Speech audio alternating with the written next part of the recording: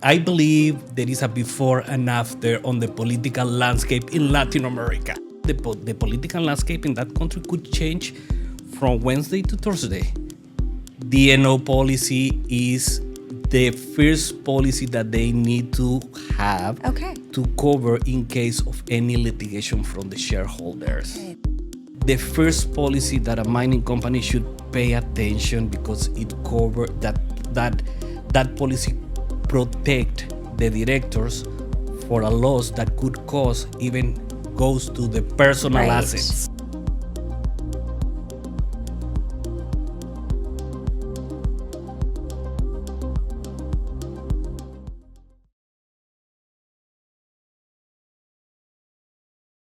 Welcome to the Market Frontlines. I'm Lyndsay Malchuk with Appeton Media. Now, capital is moving faster than ever. We see it, but confidence is not. Now, across Latin America, political tension is tightening its grip. Crime exposure is no longer a side note.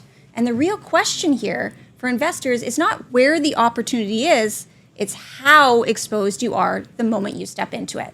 And here with me is someone who understands that reality from both sides of the equation. Felipe Mejia, Associate Director, Client Advocate at Willis Towers Watson.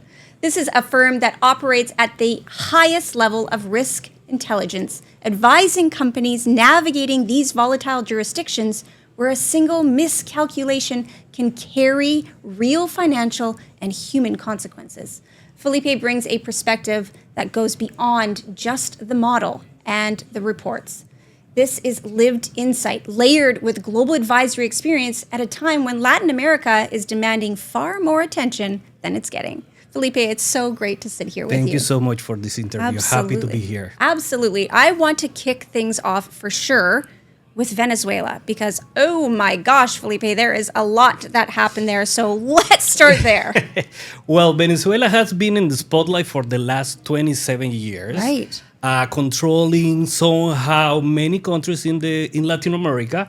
But right now, what's happening in January, I believe there is a before and after on the political landscape in Latin America. Okay, unpack that. It was a good let's say movement that right now Venezuela is on the way to get the democracy. Okay. Has been 27 years on their communist regime, controlling everything on the country that include the mining. Wow. There was nationalized Canadian companies was affected, by the way. And right now, the landscape is changing. Actually, last week, President Delcy Rodriguez released a new bill, Really? mining, saying that, welcome to Venezuela. We're gonna start to, let's say, in a baby steps, giving the concession of all the mining area, which is in the mining arc on the Orinoco area. How long have you been waiting for that to come through? Oh, 27 years. Felipe, this is a huge catalyst. It's huge. However, this, as I say, is a before and after because right now what is happening is that the other countries, they will think about it to follow that how Venezuela was working. Okay, so you're right? setting a precedence. Exactly. Okay. Right now, Latin America, it's more moving to the right in terms of political. Practically all the countries that were on the Chavista of the 21st century, they are no longer in control of Bolivia, Ecuador. Only the one that is left is Nicaragua. And the situation, let's see how it's going to develop in the following years. But there is a good thing for the mining industry because right now, more mining destinations will be available for Canadians to go and try to get permissions and concessions. Heads up. Heads up. Heads up. Political risk is something that it will be there always. Okay. It could be Latin America, it could be Africa, it could be It's everywhere. everywhere. So, as a part of our recommendations, is try not to retain the risk in political risk. Try to transfer into a policy, insurance policy. Okay. Sometimes the clients are shy to ask a question because they believe the price is really high, and it's true. But that was in the past. Right now, there are more options in the market worldwide. Okay. More players trying to cover or assume this risk on behalf of the mining exploration or operational. So it's as I will say, don't be shy. Don't be shy. Get a quote. That's such great advice. You know, I was at the SMI conference in Panama, and I'm going to tell you, the spotlight is really starting to pivot over to Latin America so much. And if we pull back the headlines there and we look at what is actually happening on the ground, I mean, you have boots on the ground. This is your stomping ground, Felipe. So Exactly. where is political instability directly translating into operational risk for companies right now? Confiscation, for example. Big one. There today, gone tomorrow. Investors could get scared to put money on countries that they are not, they are showing instability. However, companies can put a policy in front of the investors, and this will gain the confidence of the investors to put money again. It doesn't matter if they are operating in countries that the political situation could be not the best one. Okay. So it's a tool that also the mining companies can use to put like a better be safer for their people that they are trusting in them and putting money in their company. Well, one of the questions that comes up is, you know, if there's loss of operation, is that going to affect my portfolio? And a lot of investors look at that. No necessarily, because as I say, the landscape right now is more be safer. Okay. However, it's political. You never know. This is the equivalent. If you, how do you will know there will be an earthquake? It could be today. Right, that's true. It could be some political issues in the country, and then the political landscape in that country could change from Wednesday to Thursday. So, and it's a political risk policy should be part of the mining combo of the risk transfer. Well, we see it around the world right now. There's so much volatility in the political landscape, and there's so much unknown that in all sectors, let it be mining or tech or bio or whatever it is, nobody knows what's going to happen each day. The Strait of Hormuz, I mean, does anybody know what's happening there right now? And so I think it's really important that we get the word out that you can be covered for this. Yes. And I sat down with one company down in SMI, and they said, oh, you can't get covered for that. And I looked directly at them and I said, I'll tell you this for free. Yes, you can. Yeah. And one of the things I ask with every single company I sit down with as an investor is tell me about your risk management. Who holds it? What are you covered for? Because as an investor, I want to know. Yep. And not also, you know, one of the beautiful things of having this type of risk transfer or policy, it's a package. Okay. It covers a branch of coverages that nobody knows that could be covered. Can you pull back a little bit on that and just kind of tell us what it does? It's a long list. Okay, long list. It's a long list. Actually, there are more like 30 coverages. Oh my gosh. This is not just your typical auto coverage, folks. No. Maybe Okay. it could be at the beginning quite of confusing. Okay. But for example, in my company, what we can do is do a one-on-one session with the client, and we explain very well what could be the benefits of having this coverage. Okay. And the client now will understand how important it is. Okay. It doesn't matter if he will buy right away, or it could be put on the budget for the next year. Okay. But at least they have to do the first step is get a quote. Just ask a question. It's Just communicate. exactly. Okay, let's flip over to crime risk. and it's a very certain thing in some jurisdictions. At what point does that shift from being a cost of doing business to something that fundamentally breaks a project? Ooh. Both are quite related. Okay, tell me more. Crimes in Latin America, that's where I can say confident what's happened, should be also part of the package because you also need to protect your employees. Okay, how? Which is important. Yep. Well, the main coverage is kidnap and ransom. Now we're going deep.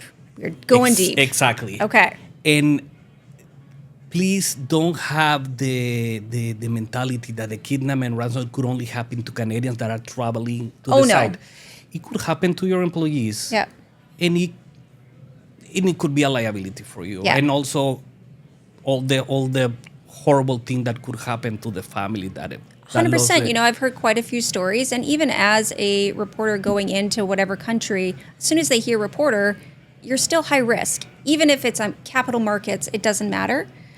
So that's a really good policy that people don't know about, is just make sure that on all aspects that you are covered from all of it. Talking about how the mining industry is exposed, and talking about more specifically about the exploration companies, remember, those companies, they have a site in the middle of nowhere, in the middle of the south of Peru, on the Atacama Desert, or in Chihuahua, Mexico, right? And it could not be a narco area or anything, but the exposure is there because just to get a couple of $1,000, they can kidnap the engineers that are doing the exploration, right? The assistants, whatever. Because there is an effect in Latin America, and everybody must know. The name, it's a Canadian company equal a bunch of dollars behind. Dollar signs. Dollar signs, exactly. Okay. Well, I mean, we have really cast a lot of shadows on Latin America, and it's not all like that. There are some really positive things, and I'm sure that there's still coverage that you need for some of those positive things too. So let's actually talk about that too. Yep. Let's talk. Let's go there. So we're going to talk about just other aspects of insurance that a company needs. Yeah.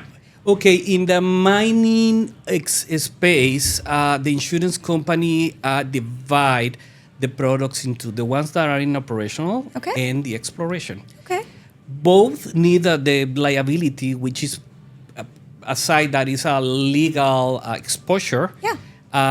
It requires bad government because you need to show proof of insurance to the government. Where are you operating? And also, you cover the assets in a property policy to cover for earthquake, windstorm, whatever, right? Mother Nature, exactly. Catastrophics. That's right. This is like the basic ones. Okay. Then, if you're a public company, heads up, D&O policy is the first policy that they need to have to cover in case of any litigation from the shareholders. Okay, that's a great aspect to really lean into a lot further. Tell me about that policy. That policy practically covers any, let's say, omission or mistakes on the operations that could cause the directors, general managers, and all the people that have a management position. It's a financial loss. It's a package of coverages, and this is the first policy that a mining company should pay attention because it covers that policy protect the directors for a loss that could cause even goes to the personal assets. Okay, so even greater loss. Now, a lot of companies, they look at risk management as just a checklist item. It's not like that anymore. No. At all. No. So what would be the one thing that you would say actually to an investor if they're looking at a company? What would be the one piece of advice that you would give them? Ask about the shape of their policies. Yeah. Just to make sure that they have protected on the financial lines, legal liabilities, and protection to the assets. Okay. And also include in the question about political risk if they are operating in countries like Latin America Really, or anywhere. Africa, Anywhere. which In is America, more than 50% of the Canadian companies they have So true. something in the mining countries like Mexico, Peru, Chile, Argentina, Brazil, Colombia, Nicaragua, my home country, Yeah. Honduras, a few companies. Okay. And there will become more because Argentina right now it's a mine. It's hot right now. It's It a is. mining destination. Yeah. Chile always has been.